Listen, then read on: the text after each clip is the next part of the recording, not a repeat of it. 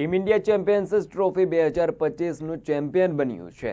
દુબઈમાં રમાયેલી ફાઇનલમાં ભારતે ન્યૂઝીલેન્ડને 5 વિકેટે હરાવીને ત્રીજું ટાઇટલ મેળવ્યું છે।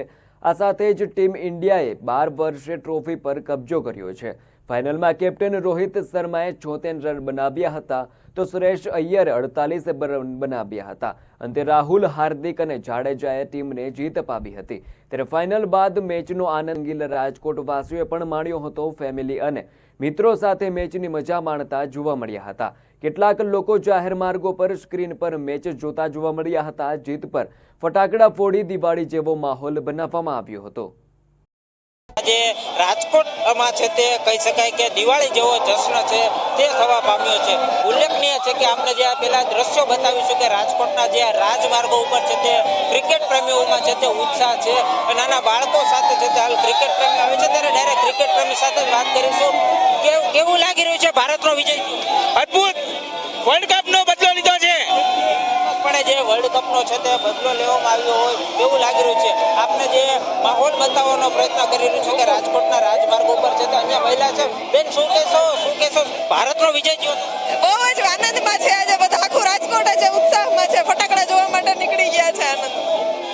જે ભારતના વિજય થતા છે તે હાલ રાજકોટવાસીઓ છે તે રાજમાર્ગ ઉપર ઉતર્યા છે। ઉલ્લેખનીય છે કે જે રોમાંચક મેચ જામી હતી અને ત્યારબાદ છે તે ભારતે છે તે વિજય પરચમ છે તે લહેરાવ્યો છે। જે દ્રશ્યોમાં જોઈ શકાય છે કે રાજકોટવાસીઓ છે તે હાલ રાજમાર્ગો ઉપર ઉતર્યા છે કારણ કે જે આ વિજય છે થતાની સાથે જ તે રાજકોટના રાજમાર્ગો ઉપર છે તે ફટાકડા ફોડી અને છે તે ભારતના વિજયને છે તે આવકારવામાં આવ્યો છે। આપણી સાથે આ ફેમિલી સાથે આવેલા લોકો સાથે પણ વાત કરીશું।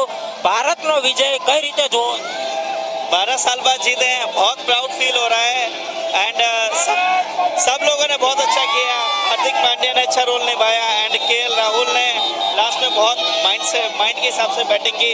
बहुत मजा आया, बहुत अच्छा लग रहा है। 12 साल बाद जीत के इंडिया हुर्रे। ચોક્કસપણે જે ભારતના વિજયને છે તે હાલ રાજકોટવાસીઓ છે તે આવકારી રહ્યા છે। રાજમાર્ગો ઉપર છે તે હાલ ભીડ પણ છે તે થવા પામી છે। અન્ય મહિલા છે, શું કહેશો બેન, ભારતનો વિજય થયો છે? બહુ જ મજા આવે, ગર્વ છે કે અમે ઇન્ડિયન છે। છેલ્લી ઘડી લગીન છે તે રસાખસી જોવા મળી, ફૂલ જ બહુ મજા આવી। પેલા તો લાઈક બહુ જ મજા આવી અમને। જે રાજકોટવાસીઓ છે તે હાલ રાજમાર્ગો ઉપર ઉતર્યા છે અને ભારતના વિજયને છે તે આવકારી રહ્યા છે કારણ કે ભારત અને ન્યુઝીલેન્ડ વચ્ચે આ મેચ રમાયો હતો અને મેચ પણ છે તે રોમાંચક થતાની સાથે જ છે હવે જે અંતિમ રિઝલ્ટ આવી ગયું હતું ને જે ભારતનો વિજય થતાની સાથે જ સમગ્ર રાજકોટભરના જે લોકો છે તે હાલ રાજમાર્ગો ઉપર ઉતર્યા છે। હાથમાં તિરંગો હોય કે દેશભક્તિના છે તે નારા છે તે પણ છે તે લગાવવામાં આવી રહ્યા છે। ક્રિકેટ પ્રેમીઓમાં છે તે ઉત્સાહ જોવા મળ્યો છે। દ્રશ્યોમાં જોઈ શકાય છે કે જે આ તિરંગો લઈ અને છે તે જે ક્રિકેટ પ્રેમીઓ છે તે ભારતને છે તે ચીયરઅપ કરી રહ્યા છે, ભારતના વિજયને છે તે આવકારી રહ્યા છે। ઉલ્લેખનીય છે કે રાજકોટમાં હવે દિવાળી જેવો માહોલ પણ છે તે છવાવા પામ્યો છે।